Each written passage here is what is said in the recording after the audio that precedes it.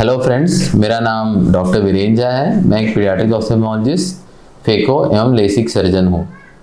अब इस टॉपिक पे हम डिस्कस करेंगे व्हाट इज़ लेजी आई, या जिसको हम साइंटिफिकली बोलते हैं व्हाट इज़ एम्ब्लियोपिया, सुस्त आँख या फिर एम्ब्लियोपिया। मोस्टली इंडिया में ये ट्रेंड है कि जब तक के बच्चे कंप्लेन नहीं करें कि उनको दिखने में प्रॉब्लम है, हम आम तौर पर अपने बच्चों का आई चेकअप नहीं कराते। अनलेस एंड अनटिल या तो पेरेंट्स को टीचर कंप्लेन करे या बच्चा कंप्लेन करे। पर यूजुअली कई बार जब तक हम डॉक्टर के पास पहुंचे, किसी परिस्थितियों में एक आंख में नजर कम होना बहुत ज्यादा हो जाता है और उसको ठीक करने में बहुत ज्यादा दिक्कतें आती है, और सब कुछ सही होने के बावजूद भी एक आंख का नजर कम होता है। इसको बोलते हैं लेजी आई या एम्ब्लियोपिया। तो सबसे सिंपल तरीका है एम्ब्लियोपिया को कम करने का या उसके ट्रीटमेंट को इंप्रूव करने का is early detection of problem. Early detection तभी होगा जब आप अर्ली विजिट करेंगे। तो आपके बच्चों में आई की दिक्कतें दिख रही है या नहीं दिख रही है, फर्स्ट चेकअप आप 3 साल की उम्र में जरूर कराइए।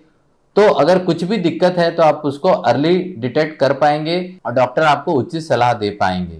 कई बार बहुत लेट हो जाता है और उसके बाद उसका आउटकम उतना अच्छा नहीं आता या पूरा 100% सक्सेस नहीं मिल पाता। तो एम्ब्लियोपिया का मुख्य कारण होता है, it could be sensory amblyopia, मतलब कोई भी चीज है जो कि आंखों में रोशनी को पर्दे तक पहुंचने से रोक रही है, जिसको हम सेंसरी एम्ब्लियोपिया बोलते हैं। इट कैन बी स्ट्राबिस्मिक एम्ब्लियोपिया, कि बच्चों की आंखों में तिरछापन है और दोनों आंख एक दिशा में नहीं है, तो जिससे एक आंख जो कि सेंटर पे है उससे बच्चा कंटिन्यूसली देख रहा है और जो दूसरी आंख अंदर या बाहर या तिरछेपन वाली है उससे बच्चा नहीं देख रहा, तो उसका विजुअल डेवलपमेंट नहीं होता, तो हम इसको स्ट्राबिस्मिक एम्ब्लियोपिया बोलता है। या फिर एनाइसोमेट्रोपिक एम्ब्लियोपिया होता है, जिसमें एक आंख का नंबर कम होता है, दूसरे आंख का नंबर बहुत ज्यादा होता है। तो जो और आप उसको बच्चा कभी कंप्लेन नहीं करता कि उसको कम दिख रहा है, क्योंकि दूसरे आंख से उसको बिना चश्मे के भी अच्छा दिखता है। तो ऐसी स्थिति में बच्चा एक आंख पे ही निर्भर करता है और बच्चे का एक आंख का विजुअल डेवलपमेंट बहुत अच्छे से चलता रहता है और बच्चे को देखने करने में और अपना रूटीन टास्क करने में कोई दिक्कत नहीं आती, और दूसरी आंख का डेवलपमेंट ब्लॉक रहता है, मतलब होता नहीं रहता, दूसरा आंख लेजी हो जाती है। पर बच्चे आपको आके कभी नहीं बोलते कि हमको दूसरी आंख से नहीं दिख रहा है या हमको दिखने में कोई दिक्कत आ रही है, क्योंकि बच्चे को उसके कार्यों को पूरा करने में कोई दिक्कत या परेशानी नहीं आती, क्योंकि दूसरा आंख बिल्कुल नॉर्मल रहता है और ब्रेन उससे पूरा टास्क कर सकता है। तो आप कई बार मेजॉरिटी ऑफ द टाइम ये एक्सीडेंटल फाइंडिंग होता है कि आप किसी डॉक्टर को विजिट करते हैं किसी कारणवश या किसी और कारण के कारण, या आंख में रेडनेस है या आंखों में कोई चोट लग गया या आंखों में किसी तरीके से वाटरिंग हो रही है, और जब बच्चे का विजन चेकअप होता है तो पता चलता है एक आंख का विजन तो बहुत कम है दूसरे आंख के कंपैरिजन में, और फिर बच्चे को लेजी आई डायग्नोज किया जाता है और ट्रीटमेंट स्टार्ट किया जाता है। तो अगर इसका अर्ली डिटेक्शन हो पाता तो डेफिनेटली यह लेजीनेस उतना डेंस नहीं होता, उतना डीप नहीं होता, उसको ट्रीट करना बहुत ही इजी या रिलेटिवली आसान रहता। क्योंकि हम बहुत लेट प्रेजेंट करते हैं डॉक्टर को तो उसका ट्रीटमेंट भी डिफिकल्ट हो जाता है। और ऐसे केसेस में सबसे पहले तो आपको कॉज को हटाना चाहिए कि किस कारण से उसमें लेजीनेस हो रही है, और उसको फिर ट्रीट करना चाहिए एम्ब्लियोपिया को।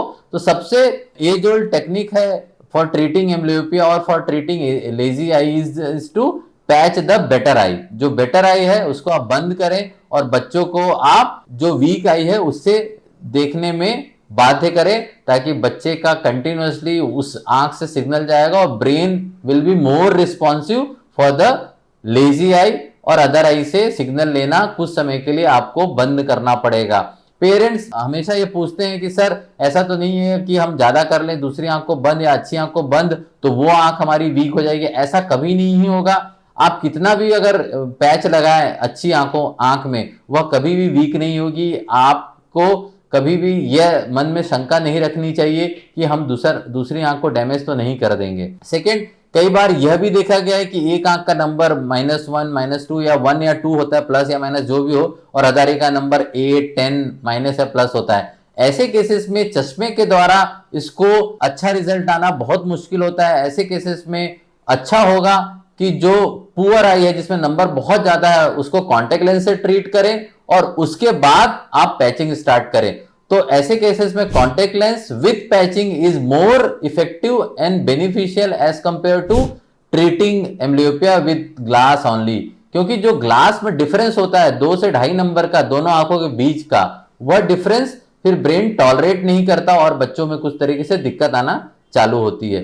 तो जब नंबर बहुत ज्यादा है तो आप उसको कॉन्टेक्ट लेंस के माध्यम से भी ट्रीट कर सकते हैं। और पेरेंट्स मोस्टली बोलते हैं कि बच्चा बहुत छोटा है, कैसे कॉन्टेक्ट लेंस लगाएगा, कैसे ट्रीट करेंगे, स्कूल जाएगा फिर डस्ट में जाएगा। तो मैं यह बताना चाहता हूं कॉन्टेक्ट लेंस आजकल बहुत सेफ और इफेक्टिव आ गए हैं, बहुत ही मतलब कंफर्टेबल कॉन्टेक्ट लेंसेज मिलने लगे हैं, ईयरली मंथली डिस्पोजेबल भी कॉन्टेक्ट लेंस आ गए हैं, डेली डिस्पोजेबल आ गए हैं। Those are very safe and very comfortable to apply and very comfortable to carry. So आप इस बात पे बिल्कुल ना घबराएं। और कॉन्टेक्ट लेंस का अगर आपको किसी ने ओपिनियन दिया है डॉक्टर ने, तो आप डेफिनेटली उसको ट्राई करें, क्योंकि उसमें रिजल्ट बहुत जल्दी और बहुत अच्छे मिलते हैं। अगर बच्चे को तिरछापन है तो आप पैचिंग के द्वारा उसको नजर इंप्रूव करें और उसके बाद आप तिरछापन को ट्रीट कर सकते हैं।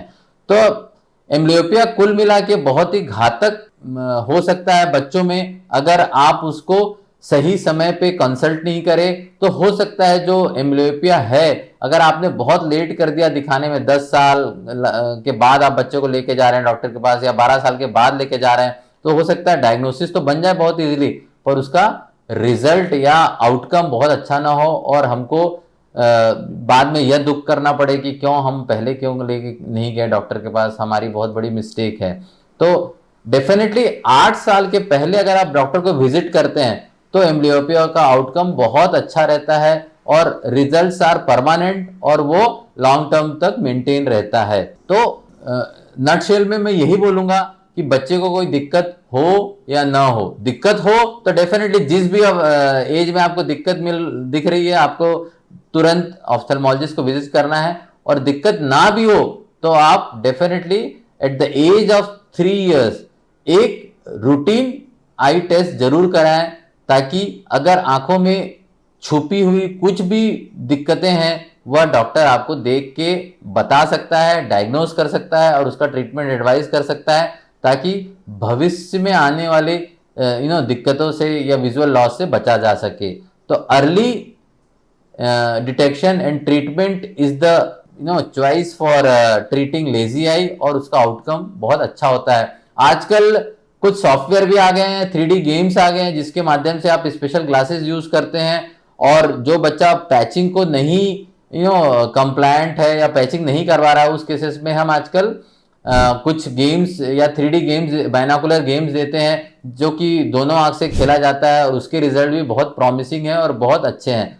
तो अगर बच्चा पैचिंग पे एडहियर नहीं है या पैचिंग के लिए कॉम्प्लायंट नहीं है, उस केसेस में आप डेफिनेटली अपने पीडियाट्रिक ऑप्थेल्मोलॉजिस्ट से डिस्कस कर सकते हैं कि सर कुछ 3D गेम्स या बाइनोकुलर गेम्स है आजकल जो कि विजुअल इंप्रूवमेंट या लेजी आई ट्रीटमेंट या एम्ब्लियोपिया थेरेपी के लिए यूज होते हैं, क्या हमारा बच्चा उसके लिए सुटेबल है कि नहीं है, क्या हम वो चीज ऑप्ट कर सकते हैं, क्या उससे विजुअल आउटकम अच्छा होगा क्या।